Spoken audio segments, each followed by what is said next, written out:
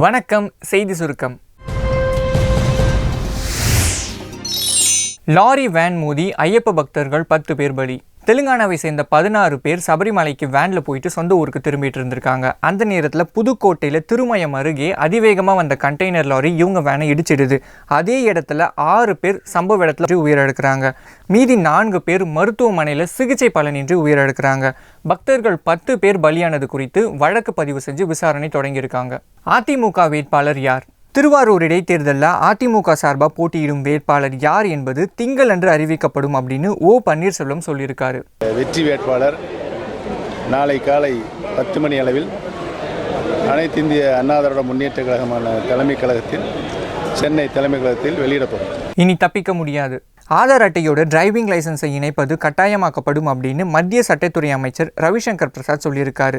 இதற்கான மசோதா பார்லிமெண்ட்ல நிலுவையில் இருக்கு. அது நிறைவேறியதுமே இந்த இணைப்பு கட்டாயமாக்கப்படும்.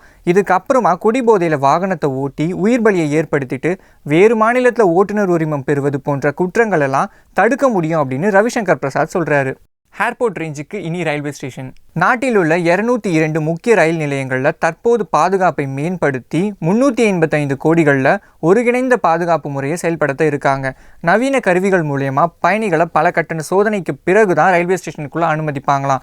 இதனால நிறைய தாமதம் ஏற்படும். அப்படின்றதுனால எப்படி ஏர்போர்ட்டுக்கு முன்னாடியே போகணுமோ அதே மாதிரி ரயில்வே ஸ்டேஷனுக்கு இனிமேல் 20 நிமிஷங்களுக்கு முன்னாடியே வந்துடணும். ஸோ ரயில்வே ஸ்டேஷனில் சிசிடிவி கேமராக்கள், ஸ்கேன் கருவிகள், வெடிகுண்டு இருக்கா அப்படின்னு கண்டுபிடிக்கிற கருவிகள் போல பல உயர்நுட்ப தொழில்நுட்பங்களை அந்த இடத்துல இம்ப்ளிமெண்ட் பண்ண இருக்காங்க. ரயில்வே ஸ்டேஷனில் தேவையில்லாத கேட்ஸ் எல்லாம் க்ளோஸ் பண்ணிவிட்டு தேவையான கேட்ஸில் மட்டும்தான் மக்கள் அலோவ் பண்ண போகிறாங்க. அதுலேயும் போலீஸ் பாதுகாப்பு பலப்படுத்தப்படுமா. ஸோ இது மாதிரியான விஷயங்கள் கொண்டு வரது மூலியமாக எல்லா ரயில் நிலையங்களும் உயர் தொழில்நுட்பத்தோடு கொண்டு வரப்படும், பாதுகாப்பும் மேம்படுத்தப்படும் அப்படின்னு நம்பப்படுது. ஏற்கனவே இது மாதிரியான தொழில்நுட்பம் அலகாபாத் மற்றும் உப்ளி ரயில்வே ஸ்டேஷன்களில் இருக்குது. சபரிமலையில் 10 பெண்கள் தரிசனம். சபரிமலை ஐயப்பன் கோவிலில் அனைத்து வயது பெண்களும் போகலாம் அப்படின்ற தீர்ப்பை எதிர்த்து நிறைய போராட்டங்கள் நடந்துகிட்டு இருக்கு. இதற்கிடையில் ஜனவரி 2 அன்று பிந்து, கனகதுர்கா ஆகிய பெண்கள் சாமி தரிசனம் செஞ்சாங்க. அதுக்காகவே நிறைய போராட்டங்கள் கேரளாவில் இது வரைக்கும் நடந்துகிட்டு இருக்கு. ஆனால் கேரள ஐயப்பன் கோவிலில் ஜனவரி 1 அன்றே மலேசியாவை சேர்ந்த 3 பெண்கள் சாமி தரிசனம் செஞ்சுருக்காங்களாம். அது மட்டும் இல்லாமல் இது வரைக்கும் 50 வயதிற்கு கீழே இருக்க பெண்கள் 10 பேர் சாமி தரிசனம் செஞ்சுருக்கிறதாகவும் அதுக்கான வீடியோ ஆதாரங்கள் போலீஸ்கிட்ட இருக்கிறதாகவும் நீதிமன்றம் கேட்டுச்சு அப்படின்னா இந்த ஆதாரங்களை சமர்ப்பிக்க தயாராக இருக்கிறதாகவும் போலீஸ் தரப்புலேருந்து சொல்லப்படுது. இது வரைக்கும் பார்த்தீங்கன்னா பெண்கள் 4200 பேர் ஆன்லைனில் அப்ளை பண்ணியிருந்தாங்க, நாங்கள்லாம் சாமி பார்க்கணும் அப்படின்னு சொல்லி. பட் நிறைய போராட்டங்கள் இருந்ததுனால எல்லாரும் வாபஸ் வாங்கிட்டாங்க. இது வரைக்கும் 10 பெண்கள் பார்த்ததா மட்டும்தான் தகவல் வெளிவந்திருக்கு. வங்கிகள் மீண்டும் ஸ்ட்ரைக். வங்கி ஊழியர்களின் சங்கத்தில் ஒரு பிரிவினர் வரும் 8, 9 தேதிகளில் நாடு முழுவதும் வேலை நிறுத்த போராட்டத்தில் ஈடுபட போகிறதா அறிவிச்சிருக்காங்க. ஏஐடியூசி, சிஐடியு, ஏஐயுடியூசி, ஐஎன்டியூசின்னு 10 தொழிற்சங்கங்கள் இந்த போராட்டத்தில் பங்கு பெறுறாங்களாம். இதனால் வங்கி சேவை கண்டிப்பாக பாதிக்கப்படும்.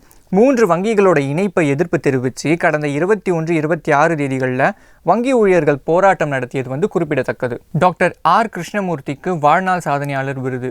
தென்னிந்திய நாணயவியல் கழகத்தின் 29ஆம் ஆண்டு நிறைவு விழா பல்லாவரம் வேல்ஸ் யூனிவர்சிட்டியில் நடந்தது. இந்திய நாணயவியல் கழக சார்பில் கவர்னர் பன்வாரிலால் புரோஹித் தென்னிந்திய நாணயவியல் கழக தலைவர் டாக்டர் ஆர் கிருஷ்ணமூர்த்திக்கு வாழ்நாள் சாதனையாளர் விருதை கொடுத்திருக்காரு. டாக்டர் ஆர் கிருஷ்ணமூர்த்தி பண்டைய தமிழ் மன்னர்களின் நாணயங்களை கண்டுபிடிச்சார். அவர் கண்டுபிடிச்ச சங்க காலத்தை சேர்ந்த பெருவழுதி நாணயம் தமிழக வரலாற்றுக்கு புகழ சேர்த்ததோடு அவருக்கும் புகழ் விருதை பெற்று தந்திருக்கு அப்படின்னு கவர்னர் பன்வாரிலால் சொன்னார். அதே நேரம் வாழ்நாள் சாதனையாளர் விருதை பெற்றது என்னை உணர்ச்சி பெருக்குடன் நிற்க வைத்துள்ளதாக டாக்டர் கிருஷ்ணமூர்த்தி சொன்னதோடு நம் மண்ணின் கலாச்சாரத்தை வெளிக்கொண்டு வரும் ஆய்வுகளில் இளைஞர்கள் ஈடுபடணும் அப்படின்னு ஒரு வேண்டுகோளும் விடுத்தார். விழாவில் வேல்ஸ் பல்கலைக்கழக வேந்தர் ஐசரி கணேஷ், தென்னிந்திய நாணயவியல் கழக பொதுச் செயலர் டாக்டர் நரசிம்மமூர்த்தி, டாக்டர் ராதாகிருஷ்ணன் உள்ளிட்ட பலர் கலந்து கொண்டனர்.